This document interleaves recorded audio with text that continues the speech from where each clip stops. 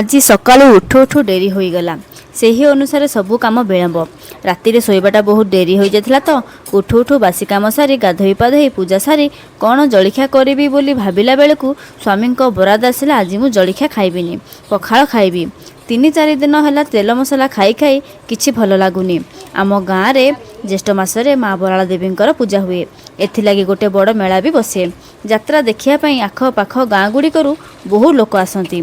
आम घरे भी यात्रा पाई बहुत भीड़ होइथिला।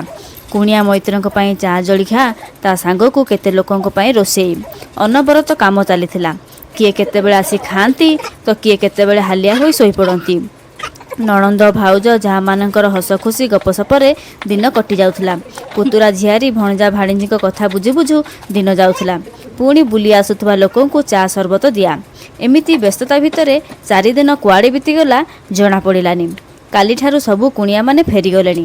आज घरटा खाँ खाँ लगुछि। एही कथा कहिबा भितरे मो साग खरडा भी सरीगला। जाए स्वामी पखाल टिके बाढ़ी दिए। पखाल सांगकू साग बड़ी तरकारी आंब पियाज लेंबू लंका स्वामी पाखरे थोईदेली। हेले एमिति मझिरे मझिरे घरे गहली हेले मते भारी भल लगे। स्वामी कहती ए मासर बजेट केते जानिछ? हेले से भी भारी खुशी होती। एमिति घरे यात्रा मेला रे गहली हेले मते तो भारी भल लगे। आपण मानकू केमिति लागे कमेंट माध्यम रे जणाइबे एवं मोर वीडियोटी भल लागिथिले लाइक शेयर कमेंट और सब्सक्राइब करने को जमा भी भूलिबेनी।